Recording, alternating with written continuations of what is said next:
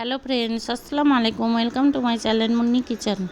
আজকে তৈরি করব চানা ডালের পাকোড়া। চানা ডালের পাকোড়া তৈরি করার জন্য এখানে 1 কাপের মতো চানা ডাল 1 ঘন্টা আগে ভিজিয়ে রেখেছিলাম। এবার চানা ডালগুলো একটা মিক্সিং জারে দিয়ে দেব।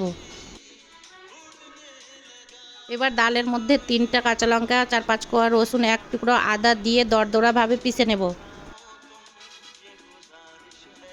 দেখুন এইভাবে দরদরা করে পিষে নেব। ডালটা পিষার সময় 1 ফোঁটাও জল দিতে হবে না।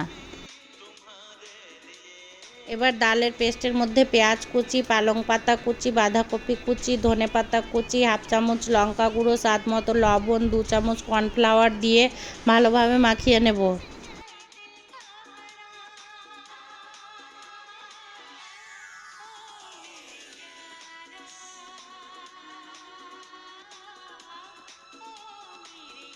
ভালোভাবে মাখানো হয়ে গেছে। এবার একটা কড়ার মধ্যে আগে থেকে সাদা তেল গরম করতে দিয়েছিলাম। তেল গরম হয়ে গেছে, ছোট ছোট করে পাকোড়াগুলো দিয়ে দেব।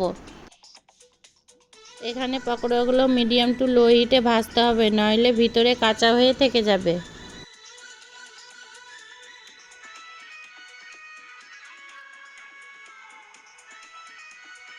ভালোভাবে নেড়ে চেড়ে 2 পার গোল্ডেন ব্রাউন কালার করে ভেজে নেব।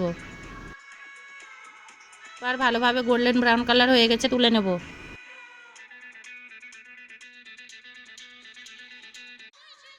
দেখুন পাকোড়াগুলো কতটা ক্রিস্পি হয়েছে। এবার পাকোড়াগুলোর উপরে চাট মশলা দিয়ে দেব। চাট মশলাগুলো পাকোড়াগুলোর গায়ে ভালোভাবে মাখিয়ে নেব। সস দিয়ে খেতে দারুণ লাগে।